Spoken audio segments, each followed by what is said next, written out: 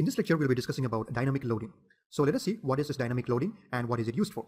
As we have discussed so far, the entire program and all data of a process must be in physical memory for the process to execute. So this is something that we have discussed so far in this section of memory management and under this chapter of main memory. So we have said many times that when a program has to be executed, it has to be brought into the main memory. Only then the CPU will be able to access it and execute it. And at all other times when the process is not executing, it resides in the disk or the secondary memory. Now, the size of a process is thus limited to the size of the physical memory. So the size of a process will be limited to the size of the physical memory. So for example, if we have a physical memory of 1 GB, that means if we have a RAM or a main memory of 1 GB, we will be able to execute only a process of maximum 1 GB at a time. So if our process that we are going to execute is a very large one, let's say it is of 2 GB, anyway, we are sure that we are not going to be able to accommodate that process in our main memory because it is too big. So we will not be able to load or run that process if we are trying to load it all at one time.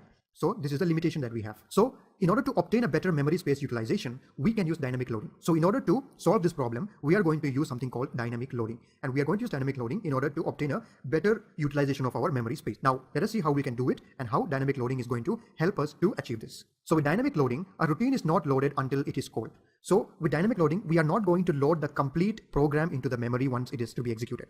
But we will be loading only parts of the program, which we will call routine, and they will be loaded into the memory only when it is needed. So we may have a big program. We may have a big program with multiple sections. So let's say that we have multiple sections, or let's say multiple functions. So during the course of execution, the entire functions may not be required all the time. So there may be a particular time when one portion of code or one routine is required, and there may be another time when another portion is required. So we will be loading only that portion when it has to be used or when it has to be called. So in that way, we don't have to load the entire program into the memory, but we will load only the particular parts that we need. Hence, we'll be making better utilization of our memory space. So what we'll do here, all routines are kept on disk in a relocatable load format. So all the routines will be kept in a disk. So disk means secondary memory. So they'll be kept in a disk when they are not in use in a relocatable load format. And then the main program is loaded into memory and is executed. So the main program, that means the main function, will be loaded into the memory. And when we say memory, it is a main memory. So we'll be loading the main program into the memory and it is executed. And then what happens? When a routine needs to call another routine, the calling routine first checks to see whether the other routine has been loaded. So during the course of execution, let's say that we have loaded the main program into the memory and the routine from the main program needs to call another routine. Now what will happen? It will first check if the routine that it is trying to call is already present in main memory or not. And if it is already present, well and fine, it can be executed. But if it is not present, what happens? The relocatable linking loader is called to load the desired routine into memory and to update the program's address tables to reflect this change.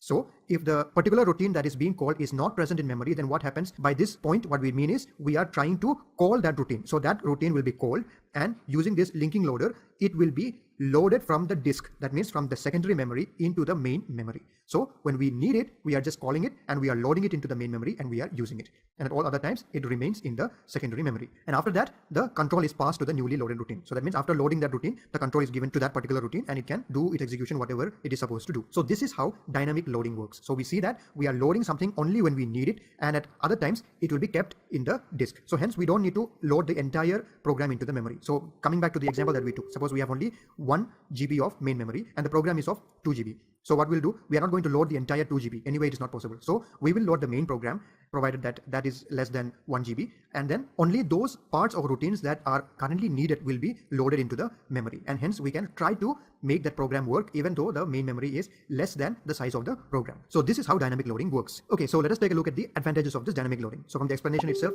you must have already understood what are the advantages. But anyway, let's take a look. So an unused routine is never loaded. So as I just explained now, whatever is not used, it just resides in the disk and we are not loading it and we are not filling up our main memory unnecessarily. And then this method is particularly useful when large amount of code are needed to handle infrequently occurring cases. So this is also something I have already explained. If our code is very large and we need to handle infrequently occurring cases, then this method is useful because we don't need to load the entire big amount of code and we just need to use a particular portion of that code which is needed at that point of time. So although the total program size may be large, the portion that is used and hence loaded may be much smaller. So this is also something that I have just explained. Now, dynamic loading does not require special support from the operating system. It is a responsibility of the user to design their programs to take advantage of such a method. So this dynamic loading does not require special support from operating system, and it is the responsibility of the user, that means the person who is designing their program, to take advantage of this method and make sure that their program is able to function in this way. That means it should be able to load only what is needed at the particular point of time and the other portion can reside in the disk. So it is the responsibility of the programmer or the user to take advantage of this method. Alright, so those were the advantages of dynamic loading, and I hope you understood how dynamic loading works, why it is useful, and how it helps in making our computation faster and more efficient. So I hope this topic was clear to you. Thank you for watching and see you in the next one.